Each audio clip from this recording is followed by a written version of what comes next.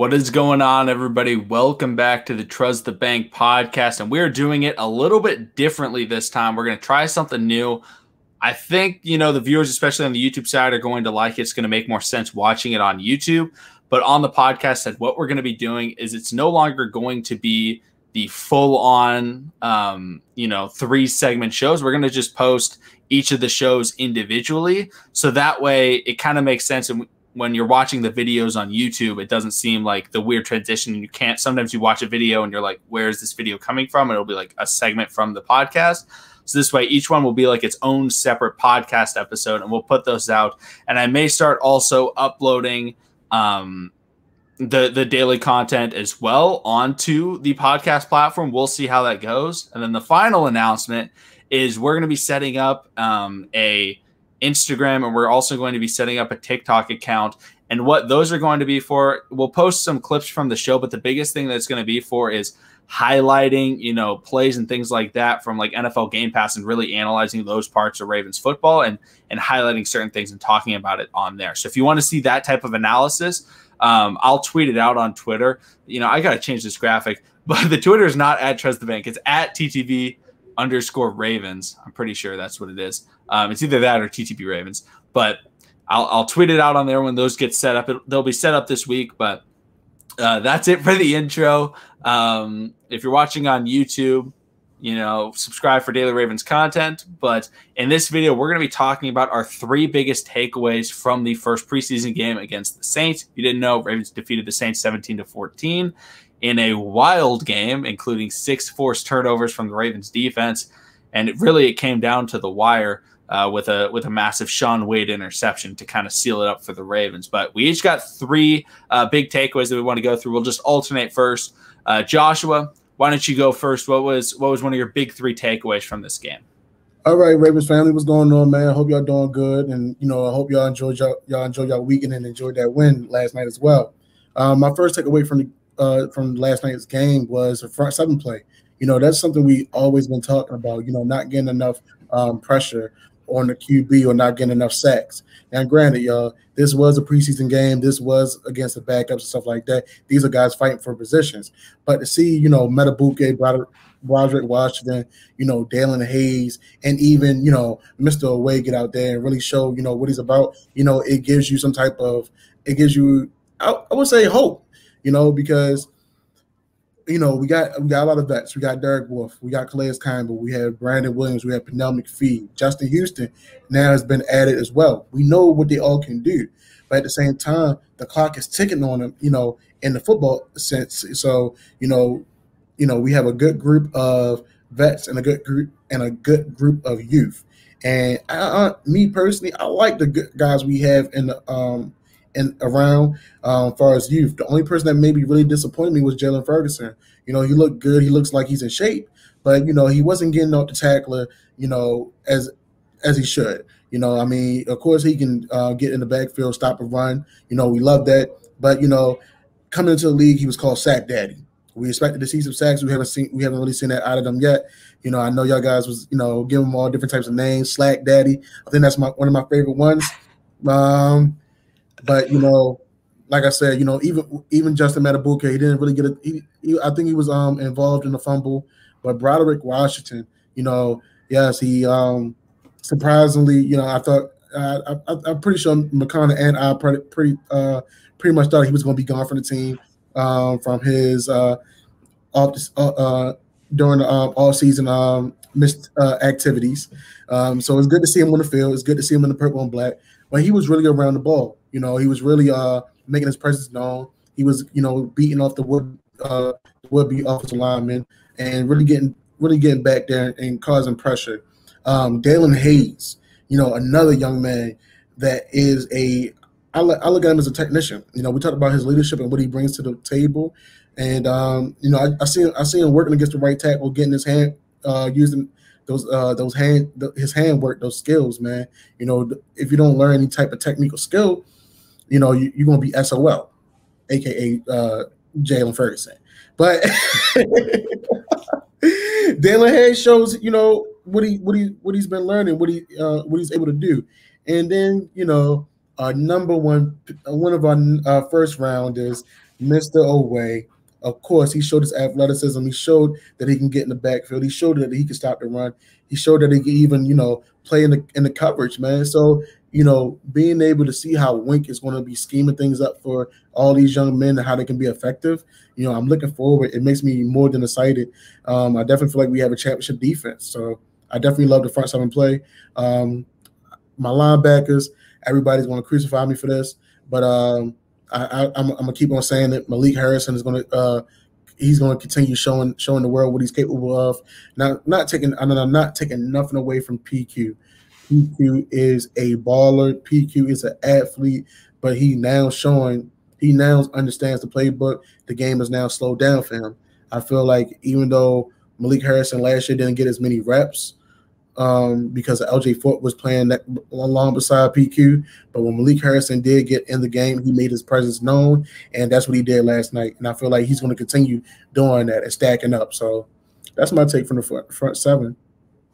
Yeah, absolutely. I mean, when we kind of decided on this topic, we both kind of went in the same direction because my first major takeaway was Patrick Queen and Malik Harrison. Not only did, individually, they both played very well. Malik Harrison forcing the fumble and Patrick Queen just like he said in the Ravens Wire, see ball, get ball. He was all around the field when he was on the field, and he just went absolutely crazy. They threw I can't remember if it was a slant or a stretch run to the left side or if it was like a quick throw to the running back, but he picked him up and threw him down. And then on the very next play, he was able to contain and then get a nice big sack on Taysom Hill. He did not look like what he looked like last year. The game has absolutely slowed down for him, and it makes him look even faster. His athleticism showed, and Malik Harrison's athleticism showed as well, as, they were both making plays out there. But the biggest thing that I saw was when Patrick Quinn was on the field, Malik Harrison was right beside him pretty much the entire time. And that's the big thing that I'm really happy about, because when they got drafted, I thought this is a perfect pair to play together. Last year, we didn't get to see them play together a ton. I wish we got to see it more, but it was a lot of LJ Fort and Chris Board and those guys who played well. But this year, it looks like we're going to be seeing a lot of PQ and Malik Harrison together, which is a scary sight even today, but especially for the future of this Ravens front seven. I absolutely love that combo. But that's it. That's my first big takeaway. Joshua, what's your second big takeaway from this preseason game? All right, y'all. Y'all know I preach about it. Other than the front seven, my favorite position is running backs. So I know everybody's been on Twitter. Y'all been crucifying Justice Hill. I know y'all talking about cutting him. Understand this, y'all. It's preseason. He's going to get those reps. They see him more as I guess you could say a flanker, more of a pass, a guy to catch the ball out the backfield and make a little bit of moves and move forward. Honestly, we all see that he doesn't run hard. We know, he runs a little timid. He doesn't run north and south. We like our guys to be, big body running backs, guys that know how to plant their foot, go north and south and take a couple bodies with them. And that's what we saw in Tyson Williams. His first carry, I think he took about 3-4 people for the ride. I don't know if it was a linebacker or a safety that jumped on his back, but I gotta understand our running backs. We don't miss leg day. We don't miss leg day. They lift, and they pride themselves on that. And I know he also bust one up on the left side. I think about 12, 15 yards. The young man runs hard. He knows how to see the hole. He has good vision. But my third running back, and McConnell can agree with me, is our guy that comes from the unknown school, a gem. And, he's light on his feet, but he runs hard. And he moved like somebody walking on water. Nate McCurry. That young man is, definitely, I would definitely say he can be a premier back in someone's lineup. But, honestly, coming behind J.K. and Gus Edwards and being a change-up back is somebody that we need. We do have J.K. as the feature. Gus is the ground and pound man. But to have someone with that type of silkiness and smoothness, almost like a Le'Veon Bell type of style, is something that will actually set us apart and actually give Lamar Jackson a break as far as running the ball as well. So, I definitely feel like Nate McCurry is that third man. He definitely has to fight out Tyson, but at the end of the day, I feel like Nate McCurry will show enough where he can go ahead and be that third running back come this this season. Yeah, absolutely. That third running back spot is definitely a big thing. Kind of a spoiler alert, tomorrow's video/podcast segment will be about that third running back position. So don't worry, we will talk a lot more about that this week. That'll be coming out on Tuesday. So obviously make sure to come back to check that out if you're interested in the Ravens third running back spot on the roster. We'll talk about all the guys. My second big takeaway was the weapon, Josh Oliver. Now, I came into this game like maybe expecting to see a quarter out of Josh Oliver. This guy pretty much played the entire game. He didn't play a lot in the fourth quarter, but he was the guy at tight end the entire game. Now, Mark Andrews and Nick Boyle were out, but all of the backups, I believe we saw. I mean, we saw Eli Wolf, we saw Tomlinson, we obviously saw Oliver. We had, let's see here, Benjamin Victor. We had a lot of guys that were coming out playing tight end for us, and I'm sorry, I don't know why I said Benjamin Victor. Benjamin Victor's wide receiver, but we had plenty of guys going out there to play tight end for the Ravens, and Josh Oliver was the guy that was out there pretty much more than everybody else combined. It seemed like, and he made it worth it. He led the Ravens in targets. I believe he had 6 targets, which tied for the lead of the team, and that's something that Ravens love out of their tight end. He can block and he can catch, and I've been saying it all along. I really think he's the tight end 3. He's the perfect hybrid type tight end where he's a pass catcher, and he's a blocker, and we really got to see that, and he played well. He had one, I guess you can call it a drop. However, it was a poorly placed ball by Tyler Huntley. I'm not trying to slander Tyler Huntley, but Josh Oliver turns around to his right side and the ball was on his left. He basically had to do a 360, wasn't able to pull it in. It was catchable, but it was going to be a very difficult catch. But other than that, he was really good. Once he catches the ball, was not amazing after the catch, but that's not something that I'm expecting to see out of him. I expect him to be the third tight end on the roster, somebody that, when we come out in 3 tight end sets can leak out on a play action and catch a 15-yard touchdown or something like that. Not looking for him to go 40 yards down the field and catch a post route. That's Mark Andrews' job. So, Josh Oliver, very impressed with him. I was not expecting to see as much of him as I did, but I'm very pleased that we did, and he looked very good. But Joshua, what's your final major takeaway from this game, this Ravens game? All right, so my last take is Ravens magic. And, when it comes to Ravens magic, it's, putting some of these guys out here on display and getting inquiries about them. We all know how that went last year. Was it last year or the year before last? I think it was 2 years ago. Okay. With our kicker, Kare Vedvik. Yes. Even though he shouldn't have been hanging around the Baltimore streets doing whatever he was doing, but hey, he did what he did, unfortunately. But he still had trade value. And we traded him and got Yannick Ngakoue out of that. Now who's to say, between our quarterback, maybe our second quarterback play, maybe someone that emerges in our secondary as far as a safety, or even with our kickers and punters, someone's going to be acquiring about them, because one thing that I'll give it to John Harbaugh and the organization. One thing they can do, they can find a kicker. They can find some diamonds in the rough, especially EDC and Ozzie Newsome.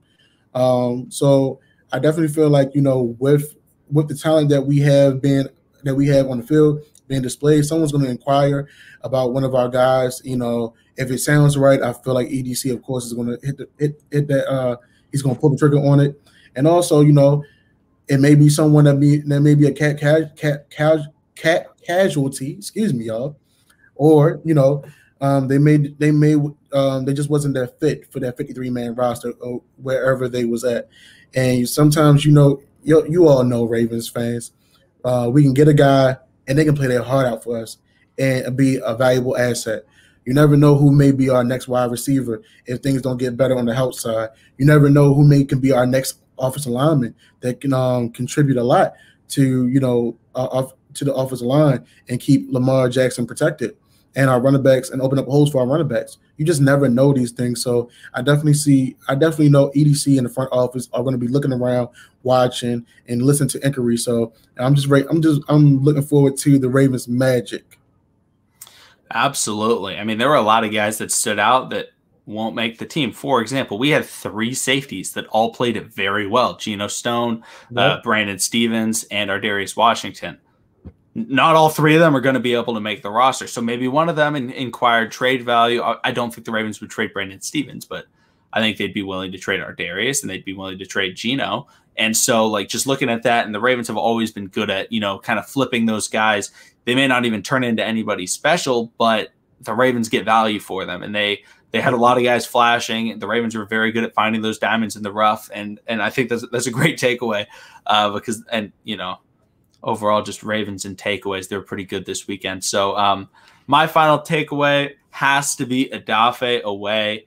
He came in there, and I would assume he's silenced all of the critics of the Odafe Oweh draft selection. I understand that the Saints didn't start their offensive tackles, but Odafe Oweh completely flashes athleticism. Now, he didn't get the sack when he broke through the offensive line and got to the quarterback, but it was the same type of play that he was making at Penn State. He gets past the guy, he creates the chaos, and then he's able to hit the quarterback, and then two other guys are able to finally collapse on him, and it just wreaks havoc. And back when he was in Penn State, who are the guys getting the sacks? Micah Parsons and Shaka Toney.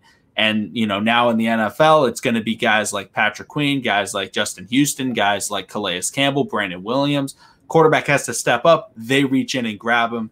His athleticism was fully on display, not just in the pass rush game, but even in the run stuffing game. They ran the ball out to the left side. He picked up the running back from behind and pulled him backwards. Basically a reverse of the Orlando Brown Jr. New England Patriots touchdown, where he picked up Lamar Jackson and fell into the end zone. He picked up the running back and fell him back into the backfield. And that was a very impressive play, in my opinion. And then not even just defense.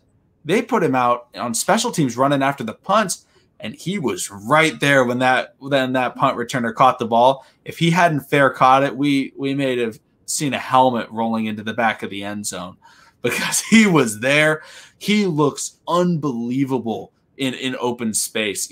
His athleticism is just eye-popping anytime you see him running. Now, he did struggle in pass coverage, which is expected. It's never been something that he's been asked to do. But I think it's something that he can absolutely work on, because he does have the athleticism to be able to get back into coverage. He was just going up against a veteran, Ty Montgomery, who played wide receiver in college, played wide receiver in the NFL, and then transitioned into a running back. And he ran a pretty good route about 20 yards down the field to make a good reception. But other than pass coverage, which I wouldn't expect him to be proficient at by any means, he absolutely flashed. And he was a massive takeaway that I was able to see from that, in that he shut the critics up, because so many people were like, oh, he can't get sacks. He's not good. Don't have to get the sacks. He didn't have a sack this game, but his impact was felt on the field. So that's my final takeaway. I'll kind of recap what they all were, just so people remember. Front seven play, PQ and Malik Harrison, the third running back spot, Josh Oliver, the Ravens magic and the diamonds in the rough that they find, and then Odafe Oweh's athleticism. But Joshua, do you have anything else to add before we wrap this up? Man, not at all, man. I'm just ready for the next preseason game. Absolutely. Unfortunately, we have to wait all the way until Saturday. But don't worry, everybody. We're going to do another live stream on Saturday, hour before the game, and then however long after the game, and just have as much fun as possible with that. And because the last one was unbelievable. It was so much fun. The amount of things that happened in that, it was wild, but we had a ton of fun doing it. Hopefully everybody in the stream enjoyed it as well. But that's going to do it for this. I don't even have to say segment, but that's going to do it for this podcast, just this video in general. I got to figure out a way that we can call it, something that we can call it. But thank everybody for watching / listening. Hit the subscribe button down below if you enjoyed it, want to see Daily Ravens content, and we will see all of you again tomorrow. We're going to be talking about the third running back spot and all the guys that could be fitting in there on the Ravens depth chart.